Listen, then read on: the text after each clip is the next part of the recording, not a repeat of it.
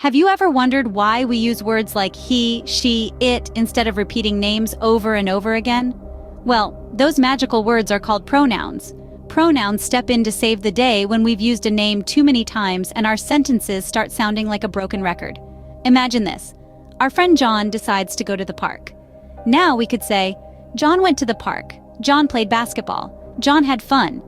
But that sounds a bit tedious, doesn't it? So instead we use pronouns to make our story flow better. We say, John went to the park. He played basketball. He had fun. Those he's are pronouns taking the place of John to make our sentences less repetitive. Pronouns keep our language interesting and our stories engaging. So personal pronouns replace specific names to make our sentences less repetitive and more interesting. Isn't that cool?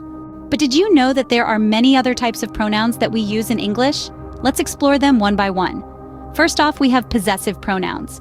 These are the words that show ownership or possession. For example, when you say, this is my book, my is the possessive pronoun showing that the book belongs to you. Then come reflexive pronouns, which reflect back to the subject of the sentence. Here's a quick story to illustrate. Emily made herself a sandwich. Herself is the reflexive pronoun that refers back to Emily, the subject of the sentence. Demonstrative pronouns are next. They point to specific things or people and indicate whether they are near or far in distance or time. If you're talking about a book on the table, you might say, this is an interesting book, where this is the demonstrative pronoun. Interrogative pronouns are used to ask questions. When you ask, who left the door open? Who is the interrogative pronoun?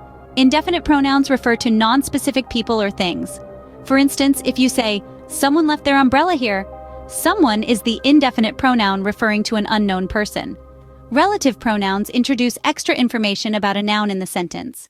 In the sentence, the man who lives next door is a doctor. Who is the relative pronoun? Reciprocal pronouns indicate a mutual action or relationship. For example, the two friends gave each other gifts. Here, each other is the reciprocal pronoun. Lastly, we have intensive pronouns that emphasize a preceding noun or pronoun. Imagine you're saying, I myself baked this cake. Here, myself is the intensive pronoun emphasizing that you baked the cake. Pronouns add variety to our language and help us express ourselves more clearly. They're like the secret ingredients in a delicious language recipe. So we've journeyed through the exciting world of pronouns. Now, let's quickly recap what we've learned.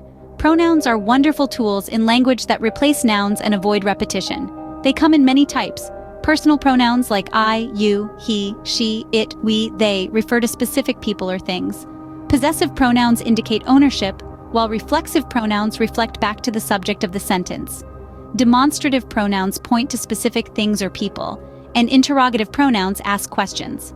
Indefinite pronouns refer to non-specific people or things, and relative pronouns introduce more information about a noun.